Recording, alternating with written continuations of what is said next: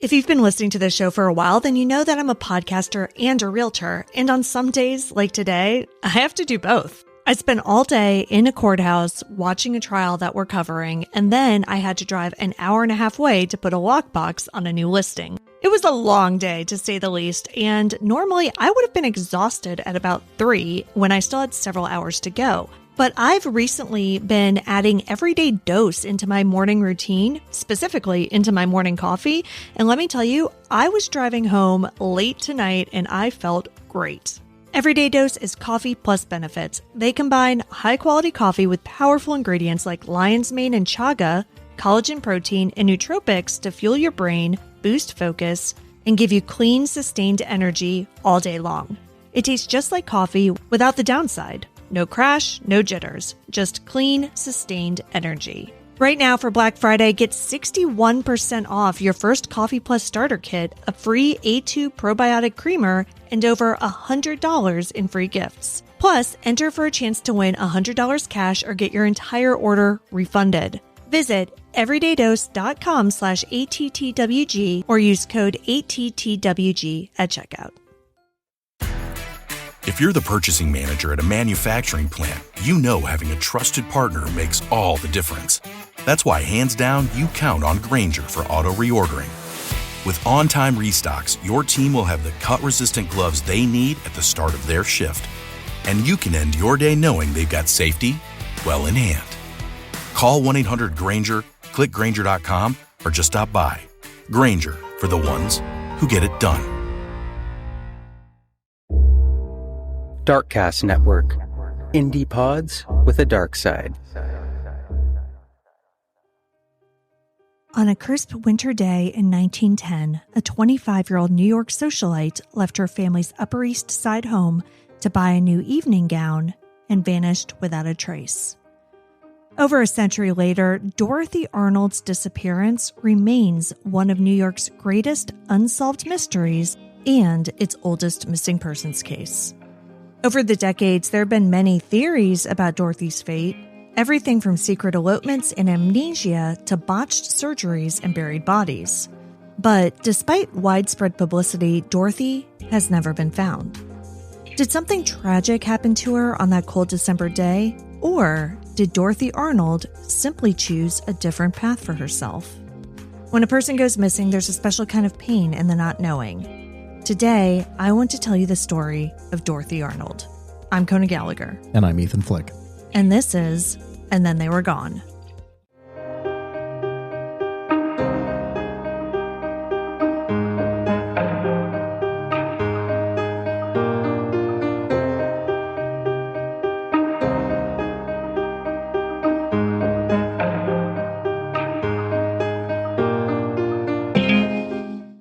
Welcome back, everyone. Welcome back. Thank you for joining us once again. I'm Kona. And I'm Ethan. And we're the husband and wife team behind this podcast. Each week, I tell you the story of an unsolved missing persons case. Ethan doesn't know anything about the case going into the episode and is here to provide his reactions and questions in real time, hopefully asking some of the same ones you have at home. I think I might get you there. How? I think I might know some of the facts behind this case. How do you know anything about this? Because it's the oldest case of a missing person in New York. So? I don't know. I've heard the story before. There's no way. Yeah. You don't know anything. You didn't know that Cindy's song went missing from your college while you were at that college. That's not true. I didn't know all the facts, but I did remember that case. I don't know. I think we need to roll it back. I don't think that's what you said at all. All right, well, once we get into it, tell me if you think you know this, but I cannot imagine you do. I think it came up in, like, some crim classes that I took in college. I don't know. Like I said, I don't remember a lot of the facts, but the story sounds familiar. Okay. But yeah, it's one that I've been wanting to cover for a while. For those of you who listen to my other podcast, Day by Day True Crime Stories, this was our December 10th episode because that was the day she went missing. And so that was fun, but like those are obviously very short episodes. So I really wanted to dig into it here because there are so many different theories about what could have happened to Dorothy. It's also one of the rare ones where she ran off to start a new life is actually like kind of viable. Yeah, yeah. So I thought it would be a good way to cap off season 6 and 2025. It's crazy that we've been doing this for 6 seasons. I know, isn't it? 5.5 years right now. Wow. Mm-hmm. Before we get started, though, we've had some new folks join us over on Patreon. So we want to take a moment to thank AKC, Molly C, Carrie, TT, Candace F, Megan K, Heather L, and Steph. Thank you so much for your support. Thank you all so much. As a reminder, if you'd like to get these episodes without all those ads, you can join there at any level at Patreon, starting at just $2 a month. You'll also get a free copy of the ebook that I wrote. Now, with all of that finished, let's get to the story that you claim to know of Dorothy Arnold. Dorothy Harriet Camille Arnold was born on July 1st, 1885, into a life of affluence. Her father, Francis R. Arnold, was a Harvard-educated importer of fine goods and had made a considerable fortune as head of F.R. Arnold and Company. The Arnold family's social standing was unquestionable. They were listed in the Social Register of Elite Families and even boasted ties to a U.S. Supreme Court justice. Dorothy's aunt, who I believe was Francis's sister, was married to Justice Rufus Peckham, which is a justice I have never heard of before in my life. Dorothy's mother, Mary Martha Parks Arnold, hailed from a prominent Canadian family, and together the Arnolds raised 4 children in Manhattan high society. Dorothy was the second oldest, with an older brother, John, and 2 younger siblings, Dan and Marjorie. Dorothy was given the best education and social training that money could buy. She attended the exclusive Velton School for Girls in New York, then enrolled at Bryn Mawr College in Pennsylvania, where she studied literature and languages and graduated in 1905.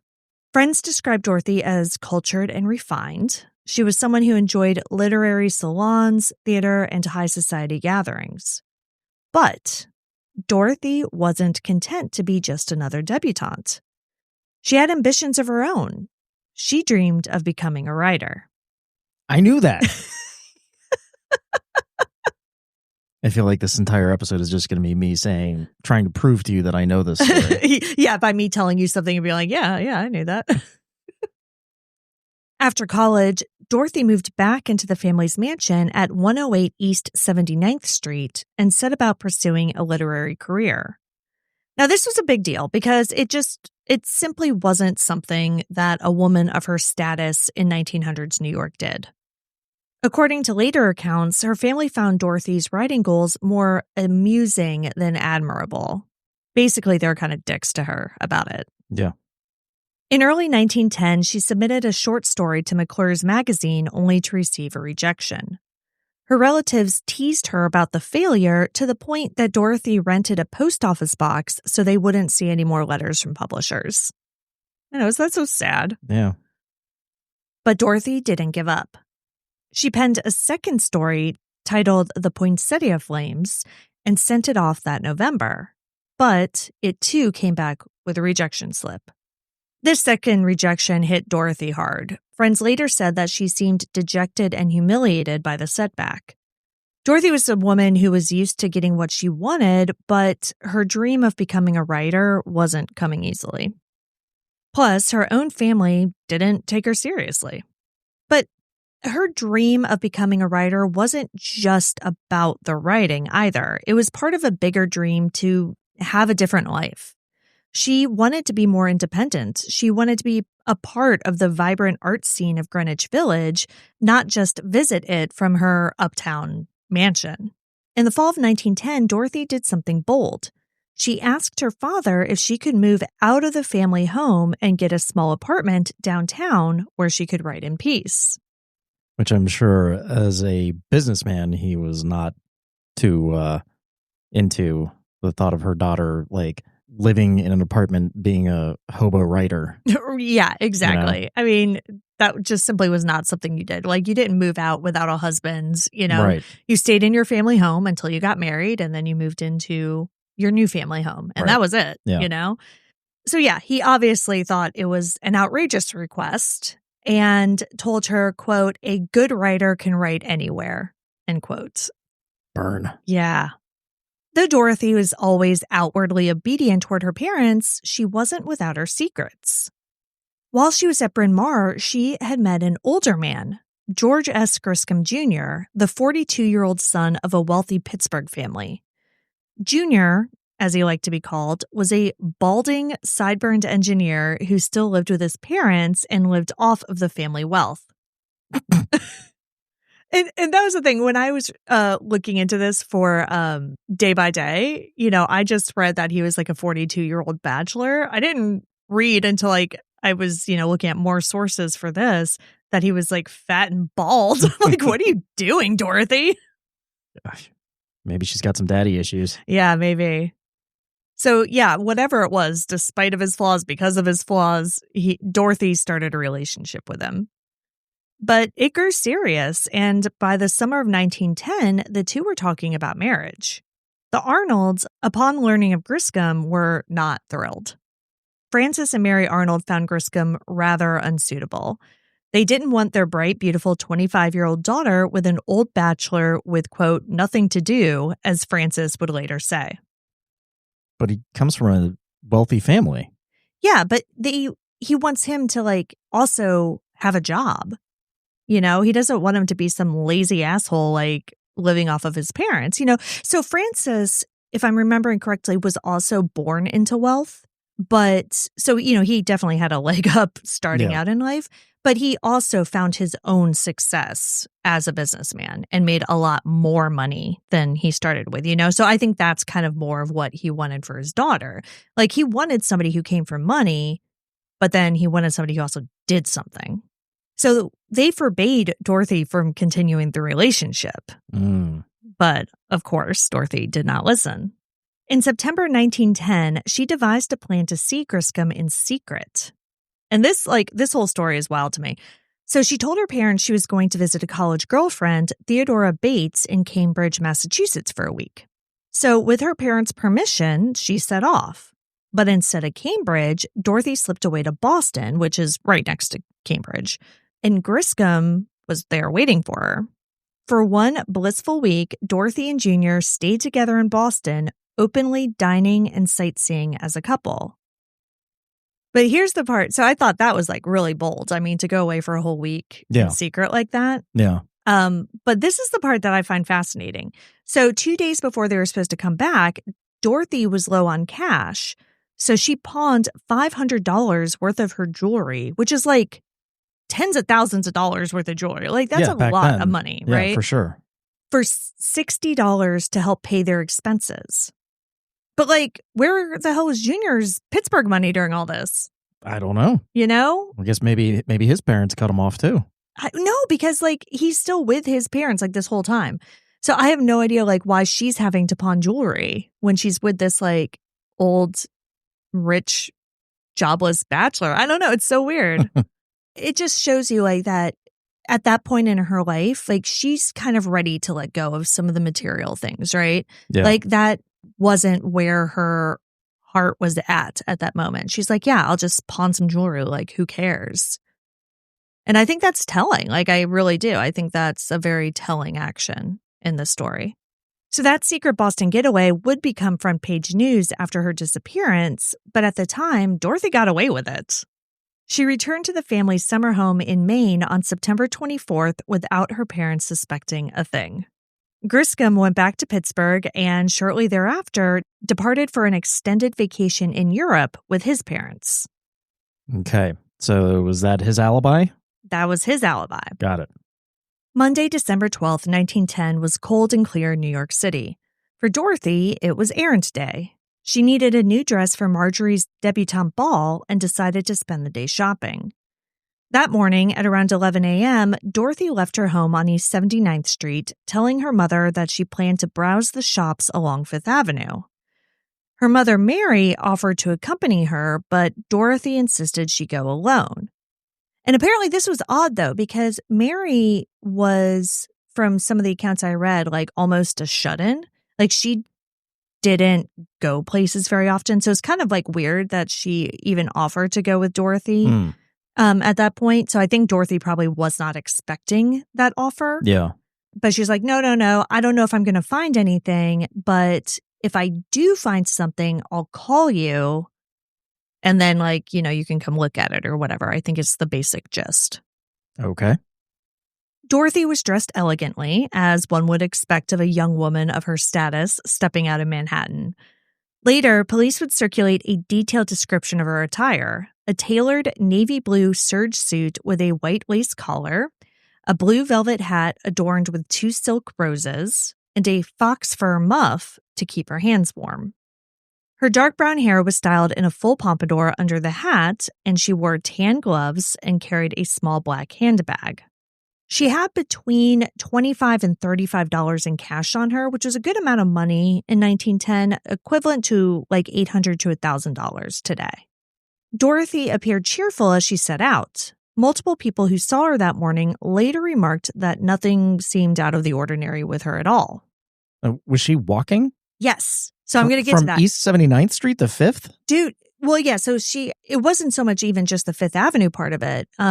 She walked, west to 5th, but then south a million blocks, which we're going to get into. Okay. I mean, the Upper East Side is pretty far away from 5th Avenue. Especially where she was on 5th. So from her home, she walked west toward 5th Avenue. And despite the fact that it was really cold and there were patches of ice on the ground, she preferred to walk rather than hire a cab. So apparently walking was something she just liked to do in general, is, her only form of exercise. She was a walker. Dorothy's first stop was Park and Tilford, an upscale grocery and candy store at 59th and 5th, which was over 20 blocks from her house. She got there around noon and purchased a half-pound box of chocolates. The clerk recognized her as a regular customer, and Dorothy charged the chocolates to the family account. So this is important because, she makes a couple stops but doesn't actually spend any of the money she has on her. Yeah, it's because she's going to use that money to leave town. Yeah. From 59th Street, Dorothy continued her last walk downtown. She walked over 30 more blocks down 5th Avenue. By about 1:45 p.m., she reached Brentano's, a well-known bookstore at 27th and 5th, near Madison Square Park. At Brentano's, Dorothy spent some time browsing the shelves of new fiction. She eventually selected a book of humorous essays called An Engaged Girl's Sketches by Emily Calvin Blake. Like before, Dorothy charged the purchase to her account and had the book wrapped up. Staff at Brentano's later said that Dorothy seemed perfectly cheerful and not at all distressed. As Dorothy stepped out of Brentano's onto busy 5th Avenue, she quite literally bumped into a friend. This friend was Gladys King, who had attended Bryn Mawr with Dorothy. Gladys was on her way to meet her mother for a late lunch at the Waldorf Astoria and was surprised to see Dorothy downtown. They talked about the upcoming debutante ball for Dorothy's sister, to which Gladys had been invited, and she actually even had her RSVP on her. Oh. And she handed it to Dorothy and joked hey, it'll save on postage. Yeah. To Gladys, Dorothy appeared in excellent spirits. She was smiling and gave no hint of any trouble or secret anxiety. When Gladys excused herself, Dorothy mentioned that she wasn't heading straight home. She said she might take a walk through Central Park before going back to East 79th Street, which makes sense because from where she was on 5th Avenue downtown, she does pass by Central Park. If she stays on 5th, she would pass right by Central Park on her way back up to her house. So that makes perfect sense. It was now just before 2 p.m. The friends said their goodbyes and Gladys hurried off south toward her lunch while Dorothy walked northward on 5th Avenue, still carrying her bag of chocolates and the new book under her arm. But that was the last confirmed sighting of Dorothy Arnold. Sometime after 2 p.m. on December 12, 1910, in the heart of Manhattan, the heiress simply vanished. There are no further verified sightings of Dorothy that day. Hey there, I want to take a moment to recommend another podcast called Mind of a Monster, The Killer Nurse. Mind of a Monster is a podcast series from ID that dives into the minds of notorious serial killers like Jeffrey Dahmer, Ted Bundy, and more. This season, they're exploring the chilling story of Kristen Gilbert, a nurse who murders 4 of her patients between 1989 and 1995, and is suspected of killing dozens more. Criminal psychologist Dr. Michelle Ward takes us inside Kristen's twisted mind, uncovering why she kills and how she manages to do it right in front of her colleagues. The entire season is out now, so you can binge it wherever you get your podcasts. I listened to Mind of a Monster, The Killer Nurse, and it was really interesting. It's obviously not the type of case that we do on this show, so it was fascinating to get a look into what could cause a person to do something like that. I binged the whole thing too, and now you can listen to Mind of a Monster, The Killer Nurse wherever you get your podcasts.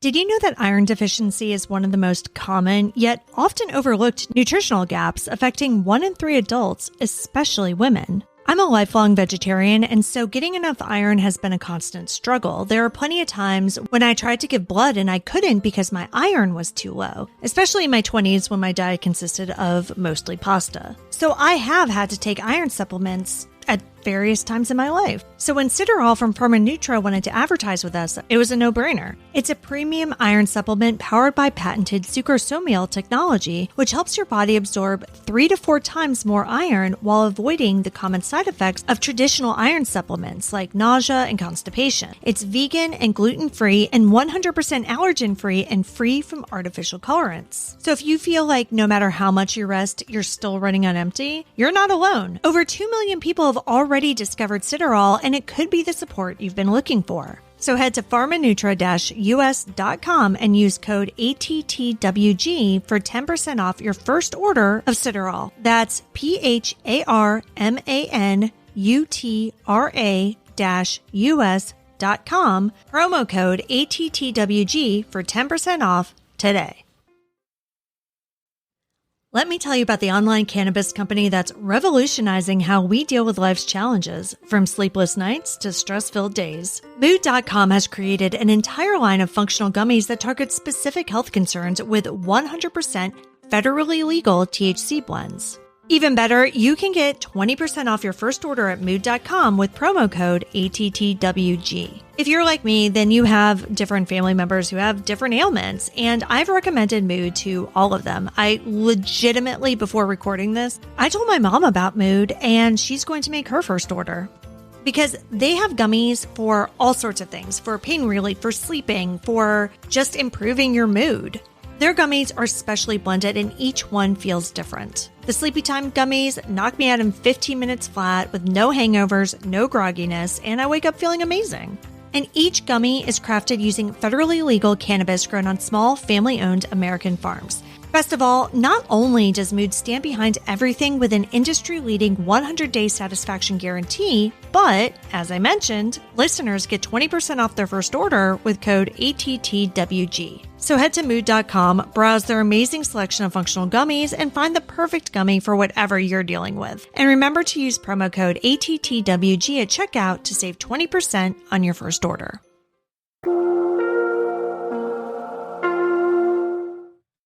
How close is Grand Central to where she was? Oh, yeah, pretty close. Yeah. Saving her money, charging. Or, I mean, Penn Station. Wait, so Penn Station. Penn Station. Yeah, Penn Station. Sorry. Because, yeah, when did Penn Station open? Hold on. We need to Google this. I'm sure it was open, but I just want to make sure. Or whatever. I mean, there was definitely a train station there. Yeah, you're right. Okay, so I looked it up, and Penn Station had opened like 2 weeks before this. And it was close, right? Yeah, it was really close. Definitely also on her way back uptown. That's what I'm saying. I'm thinking she went to Penn Station, bought a train ticket, and left town. That is so interesting. You're right, because of timing. Like it had literally just opened. So I wonder if that's why this happened when it did. Yeah, like she had planned to leave via the train. Yeah. And she was going downtown to Fifth Avenue to shop for the dress because it was a convenient excuse to get out of the house. And her parents wouldn't think anything of it. And then divert on the way back because she never made it to buy a dress. Right? Yeah, that's the thing. So nothing I've ever read has said that she ever made it to a dress shop. Right. She made it to the bookstore and to the chocolate shop. Need a book to read on the train. Yeah. Then she just diverted and got on a train and probably went to Pittsburgh. Yeah, maybe. But I mean, Junior was gone. He was already in Europe at that point. Yeah, but I mean, it's not like he wasn't coming back. Yeah. I don't know. All right. Well, we've still got a lot more to... Okay. But that's interesting. I never even thought of the Penn Station angle. So Dorothy was known to be punctual for family meals because, again, she was outwardly very obedient and doing what she was supposed to do. So by 7 p.m., when she still hadn't returned or sent word, her family grew concerned. Dorothy's father later said that his daughter never stayed out late without permission and would always telephone if she was delayed. So as the hours ticked by, Dorothy's mother, father, brother, and sister grew more and more worried. They decided to take action, but discreetly. The Arnolds were very mindful of their social reputation. Yeah, therefore not going to the police. And Yep. Yeah, because word would get out. Yeah, so they were absolutely not going to do that on that first night. Instead, they started telephoning Dorothy's friends one by one, hoping that someone had seen her. Each call, though, came up empty. None of Dorothy's close friends knew where she was. And so when they called the friends, they're like, okay, well, that's fine. Don't tell anybody about this call. Yeah. Sometime after midnight, Elsie Henry, one of the friends they had contacted, called back to see if Dorothy had turned up. So Dorothy's mother, Mary, answered the phone. When Elsie asked if Dorothy was home, Mary lied and said, yes, she's here. Elsie asked if she could speak with Dorothy, but Mary told her she's very tired. She's gone to bed with a headache. And quickly ended the call. So, that's how much they value their privacy and their reputation. They had no idea where Dorothy was, but they were covering that up. The next morning, December 13th, the Arnold family decided that they would stay on that path. They weren't going to report Dorothy missing to the police. Now, this obviously sounds insane just in the context of the other 200 plus episodes that we've done. Well, it was a different time. Yeah. But also, the Arnolds did have some kind of legitimate reasons. So just a year earlier, in 1909, another prominent Manhattan family had endured a nightmare with their 13-year-old daughter, Adele Boas. So she disappeared from Central Park. But the Boas girl turned out to have run away to Boston and was eventually found unharmed. But the newspapers had a field day with it. The Boases were ridiculed and shamed in the press for losing their daughter. Oh, Jesus. Wow. Yeah.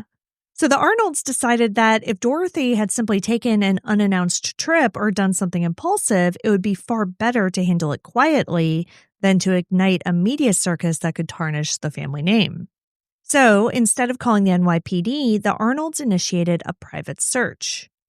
Dorothy's older brother, John, swung into action. He reached out to a trusted family friend, John S. Keith, a young lawyer, and asked him to come to the house immediately. Keith arrived at the Arnold mansion on the morning of December 13th and was ushered upstairs to Dorothy's bedroom, which was, the last place she had been before leaving. Keith conducted what amounted to an amateur investigation of Dorothy's room, looking for any signs of where she might have gone. But the room was in perfect order. There were no signs of packing, and nothing appeared to be missing. This told them that Dorothy hadn't secretly moved out or taken a trunk of belongings. Wherever she was, she had only the clothes on her back. Interestingly, on Dorothy's desk, Keith discovered 2 ocean liner brochures and some letters with foreign postmarks. The brochures were for transatlantic steamships, but there was no booking or ticket that they could find. So they didn't know if the pamphlets represented an actual plan or just, dreams of future travel. Or a plan to travel to Europe to meet up with her boyfriend. Yeah. Then Keith made a more ominous find. Kneeling by the fireplace, he noticed a small mound of burnt paper among the ashes. He carefully sifted through the charred fragments, but the pages were too damaged to read.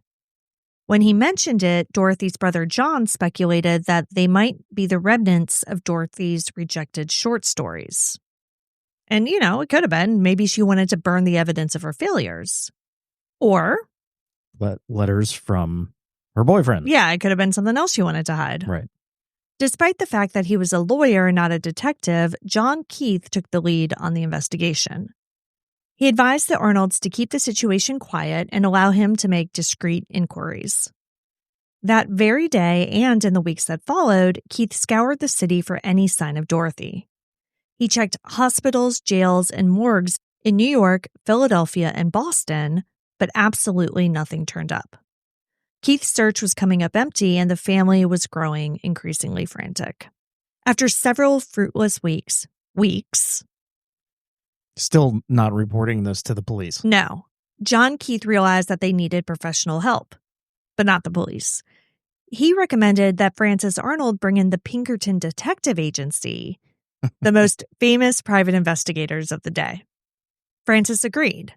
So the Pinkertons were briefed on everything that the family knew.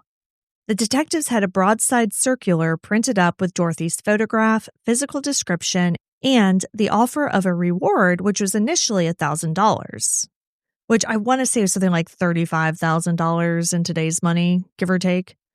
These descriptions of the missing heiress were sent to police departments and Pinkerton agents nationwide. But despite all of this effort, the Arnolds still had not officially notified the New York City Police Department itself. The Pinkerton Agency mailed a circular to the NYPD as they did to others, but the local police would not act on a missing persons case unless the family formally requested it. And so, through December 1910 and into early January, a wealthy family hunted desperately for their missing daughter while the city police remained largely unaware that any of it was even happening. Wow. It wasn't until 6 weeks after Dorothy vanished in late January 1911 that the Arnold family finally broke their silence and went to the authorities. All of the family's private efforts had led nowhere. Pinkerton detectives had chased down every lead they could think of.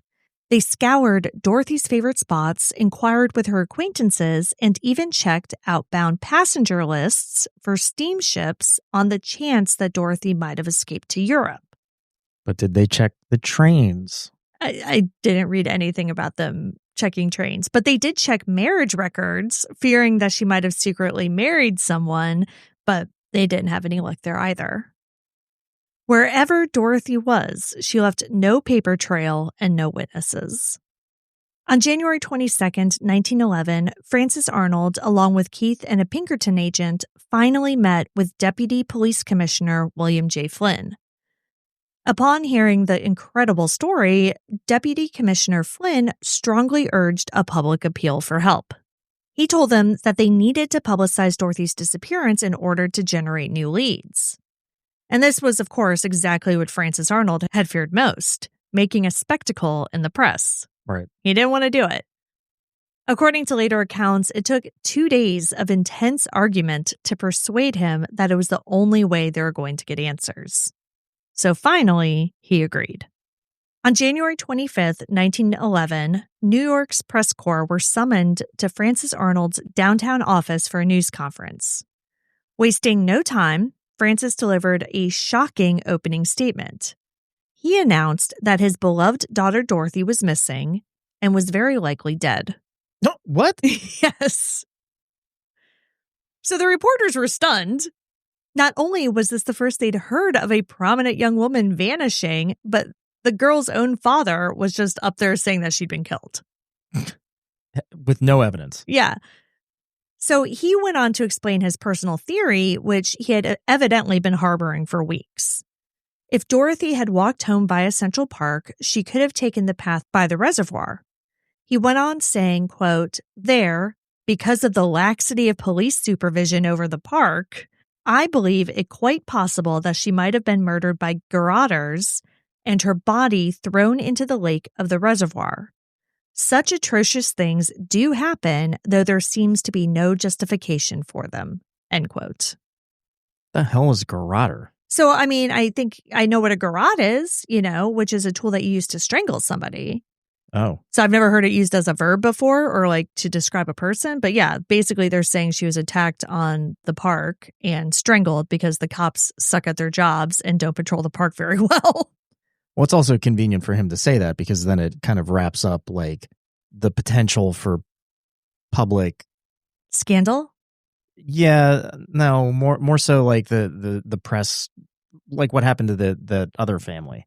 Oh, like blaming them for Yeah. her being lost. Right. Yeah. Yeah. Yeah. I mean, it does, right? And it also makes him look maybe a little less bad for keeping it under wraps for so long, because if he had believed the entire time she was dead, Right. then like, did they really need to go to the press before this? Right. You know? Yeah. I don't know. So the NYPD, for their part, they were skeptical of Francis's theory. Central Park's reservoir was frozen on the day that Dorothy vanished, so no one could have easily sunk a body there on December 12th, 1910. Still, later in the springtime, once the ice thawed, police did drag the reservoir, but found nothing. Because she was in Pittsburgh. So apparently from the old articles and stuff I was reading, it seemed kind of funny because from the descriptions of this press conference, Francis got up there and he's, again, this like hugely powerful man in New York City. So he gets up in front of all these reporters. He's like, hey, my daughter's been missing for 6 weeks. She's dead. The police suck. She was strangled. She's in the reservoir. Anyway, if anybody has any info, like, give it to me. And he was like, that's the end of the press conference. He was ready to be like, okay, so thanks, bye. No questions. Yeah. But then the reporters are like, wait, we have a million questions. Number one, what? And so apparently Francis was like very irritated by the entire thing. So one reporter boldly asked if Mr. Arnold had objected to his daughter, quote, keeping company with men. Because basically he had described his daughter as like this very boring, obedient person. And so the reporters were like, come on, like there has to be more to her than that. Well, there was. Exactly. And the reporters immediately knew it. So they're like, okay, well, tell us about like boyfriends. Like, did you object to her having one? Could she have, run off, basically, is what they were asking. They wanted to know if there was perhaps a romantic angle to Dorothy's disappearance. But that question touched a nerve. Francis Arnold very snippily told the reporter, quote, it is not true that I objected to her having men call. In fact, he insisted, quote, I would have been glad to see her associate more with young men than she did, especially some young men of brains and position, one whose profession or business would keep him occupied. I don't approve of young men who have nothing to do, end quote. Or old men that have nothing to do Exactly, either. right? So the reporters instantly sensed a story there. Yeah. Young men who have nothing to do clearly alluded to someone specific in Dorothy's life. Within hours, the press would uncover that Francis Arnold was referring to none other than George Griscom Jr., and the media latched on to that angle. After all, an heiress disappearing is intriguing enough, but an heiress possibly running off with a mysterious older man, like that was a headline. Yeah. Dorothy's case was front-page news across the country by the next morning. The disappearance of Dorothy Arnold quickly became a media sensation. Newspapers from coast to coast printed daily updates on the case. Some were factual, but many were wildly speculative. New York papers in particular devoted extensive coverage, often on the front page, to the latest rumors and leads. The New York Times ran stories on Dorothy nearly every day following the press conference. Tabloids like the Evening World and New York Journal tried to outdo each other with eye-catching headlines and even illustrations. The public was equally transfixed. Here was a beautiful, educated heiress from high society who had evaporated in broad daylight on Fifth Avenue. It was a real-life mystery novel unfolding in the headlines. And because Dorothy was wealthy and well-connected, the case drew far more attention than the typical missing person of the era. Police in New York and beyond were flooded with leads. Commissioner Rhinelander Waldo had thousands of reward posters and bulletins distributed across the country from New York City to Canada and even Mexico. The story of Griscom and the secret Boston trip came out, and papers questioned if Dorothy had run off with him for good. And if she had, was she still with him, or had a lover's quarrel led to her remaining missing? So, of course, George Griscom Jr. had to be looked into. Now, as we kind of talked about earlier, when she vanished, he was thousands of miles away in Europe. Conveniently, in Florence, Italy, specifically. On December 16th, just days after Dorothy disappeared, the Arnold family had quietly sent him a telegram in Europe that said, quote, Dorothy Arnold missing, family prostrated, cable Garvarm com, which I think is just a place that he could send the message. If you know anything of her whereabouts, end quote. Griscom immediately replied with a cable saying, quote, no, absolutely nothing. Junior, end quote. Okay. No sense of, well, I mean, it's a cable, yeah. and you have to pay by the letter. Right. So, yeah, I think you got to keep it short and to the point. Yeah. When reporters eventually tracked him down, Junior professed his innocence. He claimed that he hadn't seen Dorothy since early November and had no idea what could have happened to her. Once he returned to the U.S., Junior tried to rehabilitate his image in the press. He proclaimed that if Dorothy were found, he intended to marry her, provided that her mother consented. But Mary was clear that she would not. Oh, jeez. Meanwhile, Griscom did something rather public. He spent thousands of dollars taking out large advertisements in major newspapers addressed directly to Dorothy, begging her to contact him or come home. These notices, signed Junior, implored Dorothy to let him know that she was safe. Whether this was a genuine gesture of concern or whether he was just kind of being performative, who knows? But in either case, Dorothy never responded. By the end of January 1911, the official stance of law enforcement was pessimistic. Deputy Commissioner Flynn told reporters, quote, that now seems the only reasonable way of looking at the case. The girl has now been missing for 75 days, and in all that time, not a single clue has been found that was worth the name. We have no evidence that a crime has been committed, and the case is now one of a missing person and nothing more, end quote. The search wouldn't stop, he assured them, but police were scaling back the assumption of foul play. So yeah, he thought that she just ran off he didn't think that she had been murdered. The Arnold family remained split on what they thought happened. Despite the myriad rumors already swirling, Francis doubled down on his belief that Dorothy had been attacked and killed on day one. He told reporters that he had believed that from the very start. In contrast, some of Dorothy's friends and extended family quietly began to suspect a different tragedy, that Dorothy might have taken her own life in despair. Now, there was no proof of that either, but certain clues pointed to that direction, especially once they dug deeper into Dorothy's state of mind in late 1910. As winter turned to spring of 1911, with still no trace of Dorothy, just about every conceivable theory was put forward in newspapers or by supposed informants. So let's talk about all of them.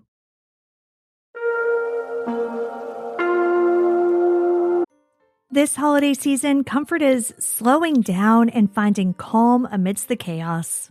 As the holidays fill up with gatherings, travel, and to-do lists, Avocado Green Mattress helps you create a space that's calm, cozy, and restorative. Avocado products transform your home into a peaceful, grounding retreat. They're made with certified organic and sustainably sourced materials. But more importantly, they offer unmatched comfort. From breathable bedding to handcrafted mattresses, Avocado is all about true comfort, so you can rest, recharge, and wake up refreshed all season long. And every product is thoughtfully made with the planet in mind, so you can feel good about the comfort and the quality you're bringing into your home. Prioritize rest and recharge with Avocado's organic comfort. Head to avocadogreenmattress.com today to create your natural oasis and save big during their holiday sale. Avocado. Dream of better.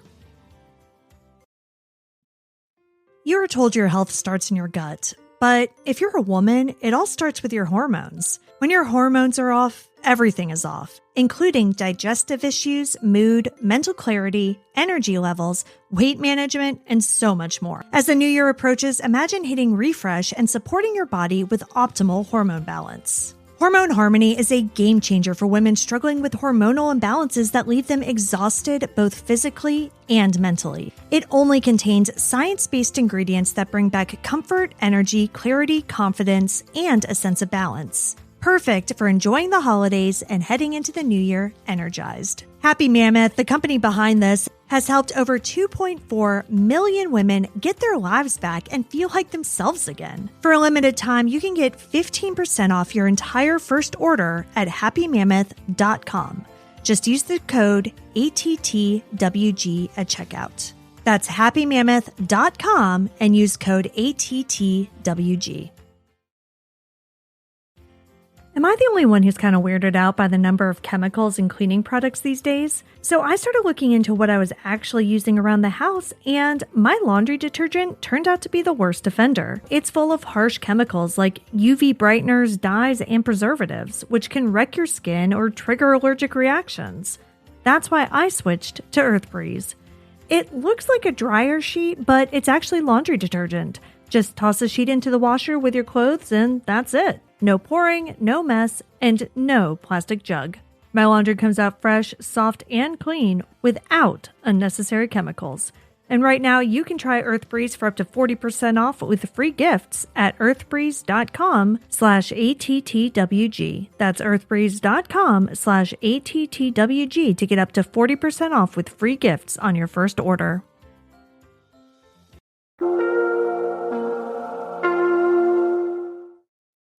We'll talk about your theory first, that she ran off to start a new life. Okay. It became pretty clear after her story remained public that she didn't run off with Griscom. Sure. Because he was still with his parents. Dorothy had not been seen anywhere around Florence. He came back to the States. Dorothy was still nowhere to be seen. Like, she wasn't with him. Now, of course, there was, that the sub theory of this was that she had run away, but like maybe he killed her or something.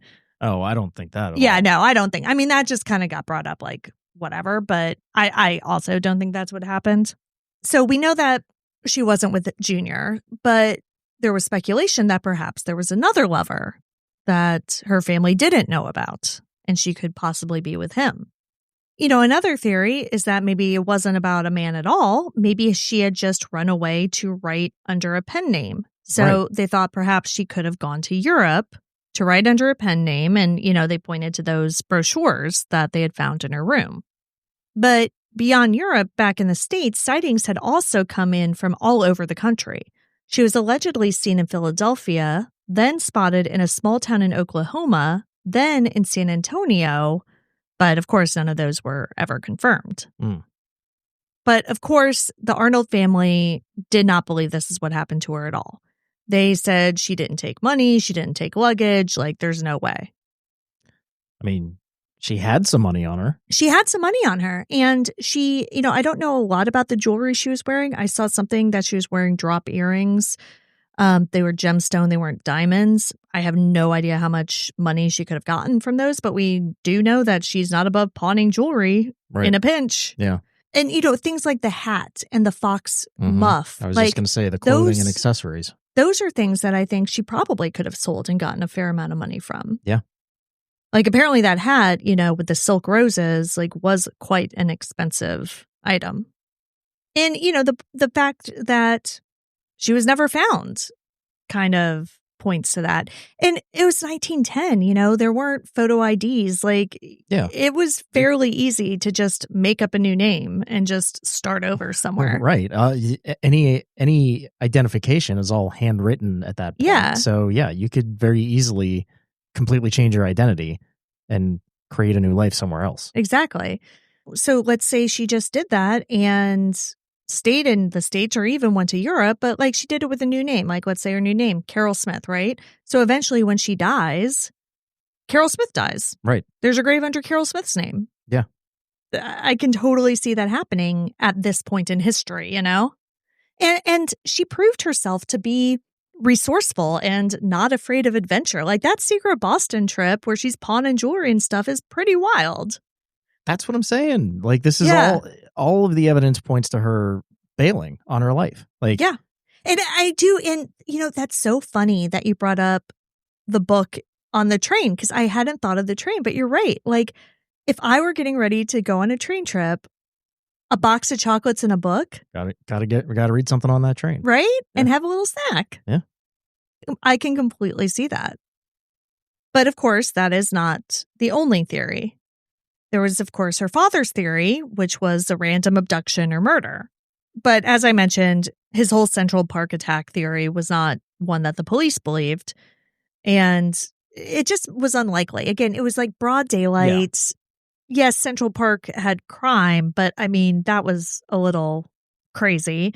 And the idea that like nobody would have seen it, no trace of her would have ever come up. There's no evidence at all. Yeah, like none of her items were found in local pawn shops, anything like that.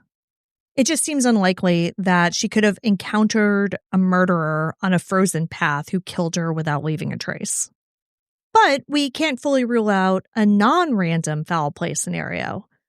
Could somebody who knew Dorothy but wasn't on the family's radar have lured her out that afternoon?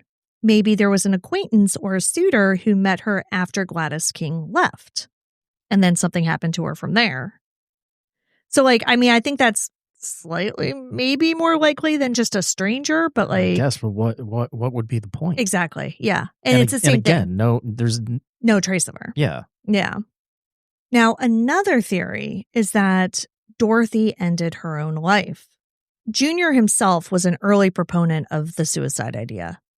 He told a reporter that Dorothy had been very upset over her writing failures and that he feared she might have taken her own life out of depression. In fact, one of Dorothy's last letters to Junior, which she wrote around Thanksgiving 1910, was pretty revealing. In it, she said, quote, "McClure's has turned me down. Failure stares me in the face. All I can see ahead is a long road with no turning," end quote. Which, she seems like a pretty good writer. Yeah. My only issue with suicide... But wait. Okay, Hold on, wait. Because there's one more line in the letter. Okay. Quote, "Mother will always think an accident has happened," end quote. That line is out of the blue like that? It's in that same letter. I don't know. Like, where's the context there? I don't know. It was just, I don't have the full letter, just those two excerpts. But you can see that could sound like somebody who might consider suicide, but wants her mother to believe it was an accident, maybe to, spare the pain or the scandal. Sure. Where's her body then? Okay. Yes, because obviously that is the main problem. Because if Dorothy had jumped into a river or the harbor, you would expect her body to wash ashore eventually, but nothing surfaced.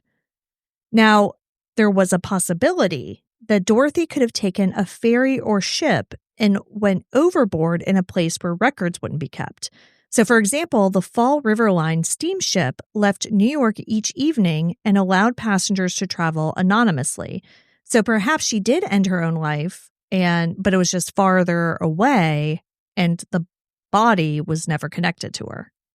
But nobody saw her jump from this ferry? I don't know. I think there are a fair number of people who just go overboard without others noticing. I guess. I covered another one on Day by Day. Nobody saw it. They just found his coat folded neatly by the railing. I don't know. Yeah, I don't know. But I absolutely can see, just because of, again, the time, and even up until the 1970s, 80s, if you died in another state, it was very hard. And, nobody knew who you were in that state. It was really hard to connect you to a missing person in a different state. So she did go somewhere else outside of Manhattan to kill herself. I can see the possibility that there would be a body out there that just would not be identified as her.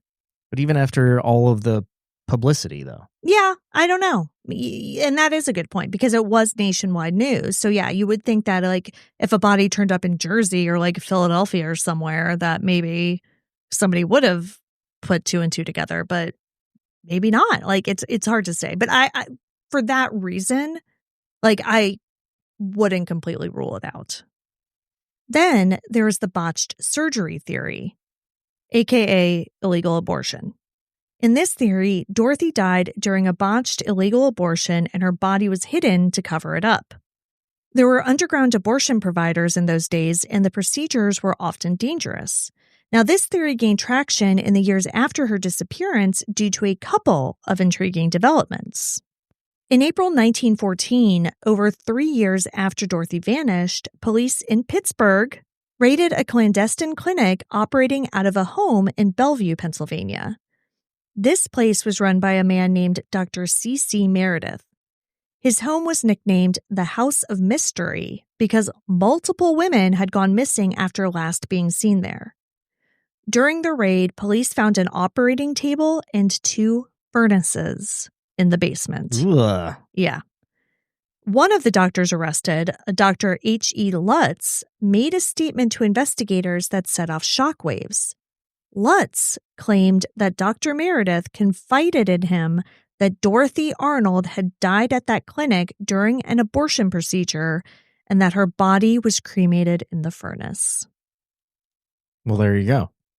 I mean, yeah, and that's so hard because it's completely plausible.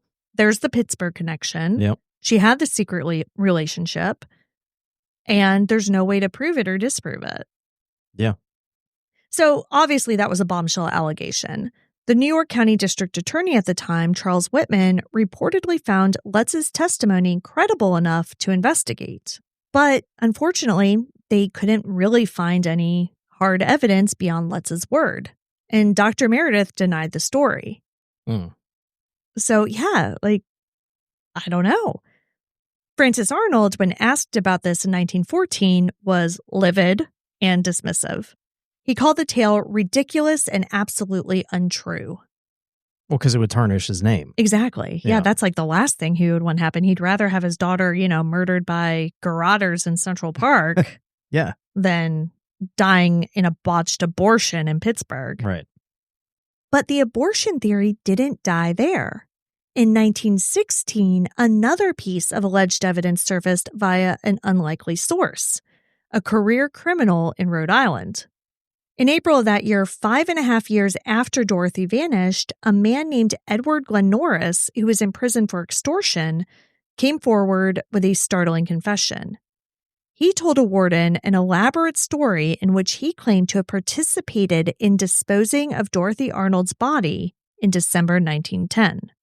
According to him, he was paid $250 by an associate known only as Little Louie to help drive a young unconscious woman from a house in New Rochelle, New York, to a location in Weehawken, New Jersey. There, a doctor informed them that the woman had died during an operation and the body needed to be disposed of. Glenn Norris claimed that they took the woman's body back to a cellar of a house in New Rochelle and buried her there. He further claimed that the woman was Dorothy Arnold. He recognized her and he noticed a signet ring on her finger that matched one known to belong to Dorothy. Now, for a moment, this seemed like it could be the truth. Authorities took Glenn Norris's story seriously enough to excavate several cellars in New Rochelle looking for remains, but nothing was found. And when police tried to get more details from Glenn Norris later, he became evasive and acted confused, basically recanting his confession. Mm-hmm. It's quite possible that he made the whole thing up for attention or in hopes of leniency for his own crimes. Or maybe there was a little bit of truth to it. Maybe he had heard jailhouse rumors about Dorothy's fate and embellished them. Either way, no physical evidence ever corroborated his tale. Years went by and Dorothy Arnold never returned. The Arnold family's life was never the same. Francis Arnold, who had spent what was reported as a staggering $250,000, which is millions of dollars. Yeah. Of his fortune on the futile search, became a bitter, grief-stricken man. He died in 1922, having never learned of his daughter's fate. In his will, he pointedly made no provision for Dorothy, stating that he was, quote, satisfied that she is not alive, end quote. Dorothy's mother, Mary Arnold, lived longer. She did not believe that her daughter had been murdered. By most accounts, she clung to the hope that Dorothy was still alive somewhere, perhaps with amnesia in a hospital, or living quietly under another name, but alive. Mary kept the faith until the end of her life. She passed away in December 1928, 18 years after Dorothy vanished. John Keith, the family friend turned investigator, outlived them and eventually voiced his own conclusion. In the wake of Mary's death, Keith publicly stated that he believed Dorothy had died by suicide due to her failed writing career. But again, it was only a theory. Even today, 115 years later, Dorothy Arnold's fate remains unknown. The case stands as a true crime legend. Was Dorothy a victim of her circumstances or the architect of her own vanishing act? What happened with Junior? I don't know. He just went on and lived his life. Wonder if he ever got married and had kids. Ooh, I don't know. Let's see. Okay, so I found his obituary, which really was just the information about his death. So he died in 1938 at the age of 67 in England. But I don't see any wife or kids or anything listed. It just says that his family was his parents and his brother. Okay. But he did go back to Europe. He did go back to Europe. I don't know. Just saying. There might be something there.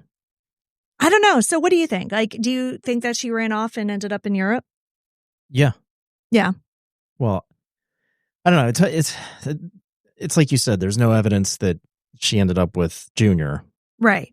But, where else would she go?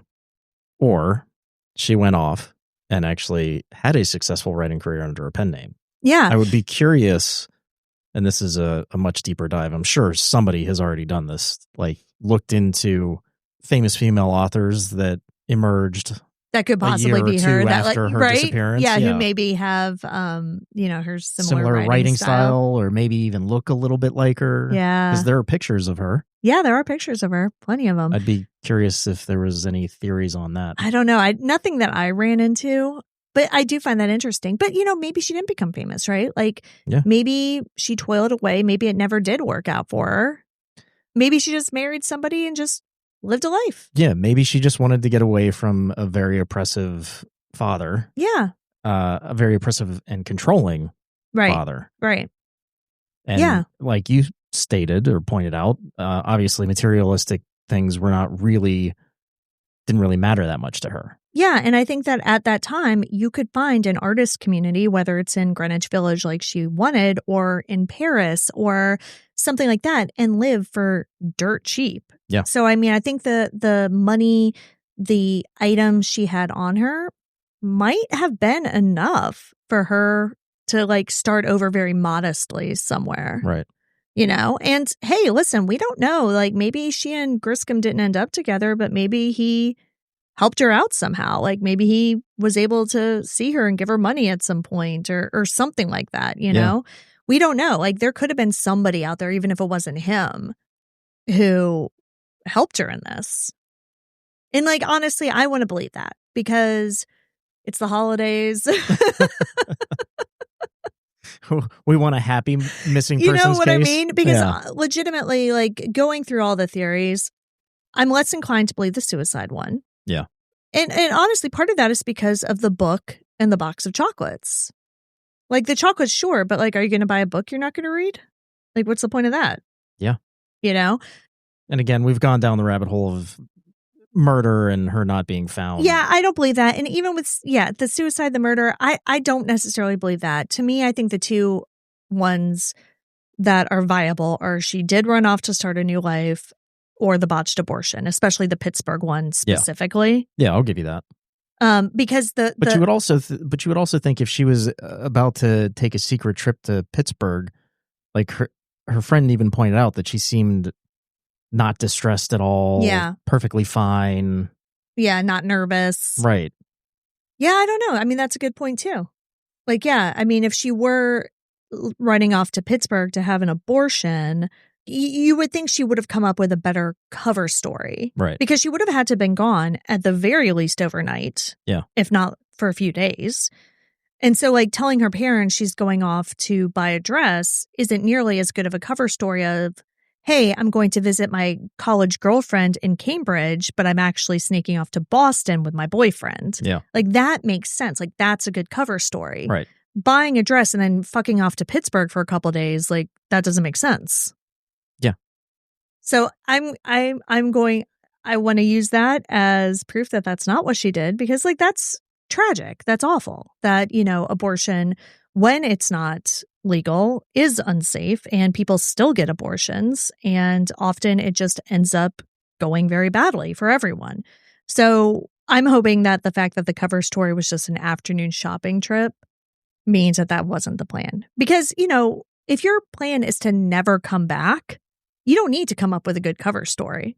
Right. You just need to make sure that you're covered for the time that it takes you to get away. Yes. Yeah.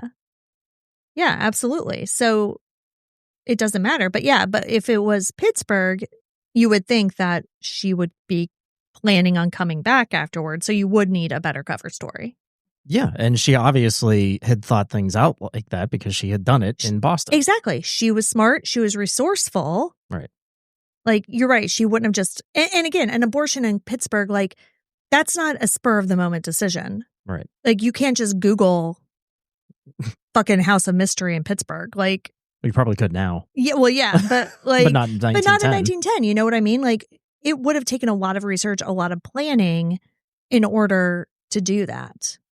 Right. And even if it wasn't Pittsburgh, because there was the New Rochelle one. Yeah. That's it's still a surgery. Like, New it's Rochelle not, you're not gonna... is not close to New York City. Like, those are both, I mean, it's closer than Pittsburgh, but still, like, this is not a day trip. Any abortion is going to be an overnight trip because you have to recover from the surgery. Exactly. So, like, yeah, it's like you said, there would have been a greater cover story for that time being gone. Right. Unless, like you said, you purposely went off to start a new life, then it doesn't matter. Then it doesn't matter. You just needed to find an excuse to get out of the house that day. And she did. And she even told her mom, no. Don't come with me. Don't come with me. Yeah. I'll see you later. Okay, that's it. I'm believing that's what happened. Because again, it's the holidays, and I just want her to have gone off of her own volition and live some sort of a happy life. Whether that was with a secret lover, whether it was as a writer, whether it was both, whether it was neither, like, whatever. Like, I hope that she went out and just did what she wanted to do. And that, Carol Smith or whatever is buried out there and was loved and was happy before her death. Regardless of what did happen to her, what we do know is that in disappearing, Dorothy Arnold, ironically, achieved a measure of the fame she sought in life. She never became a celebrated writer, at least not under that name, but she became an infamous missing person, a character in her own real-life mystery that outlived everyone involved.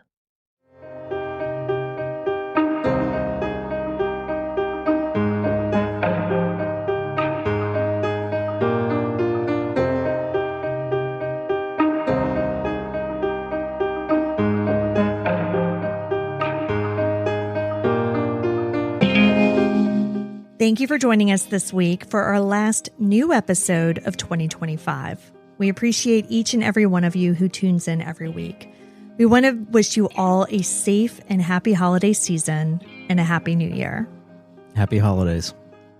You can see all the sources for this episode along with photos and videos at our website, andthentheywegone.com. And be sure to follow us on social, and Then They Were Gone Pod on Facebook and at ATTWG Pod on Instagram and TikTok. If you like what we're doing, please subscribe and consider leaving a 5-star review on Apple Podcasts or Spotify. It will help new listeners find us. And the more people that listen, the more chances we have of bringing someone home. And we'll see you here next year for a brand new episode. See you next year. And Then They Were Gone is hosted by Kona Gallagher and Ethan Flick. All research, writing, and editing is done by me, Kona Gallagher. Theme music is The Stork by Ketsa. Additional music is provided by Kai Engel. And Then They Were Gone is a Little Monster production. Hey, you can do it!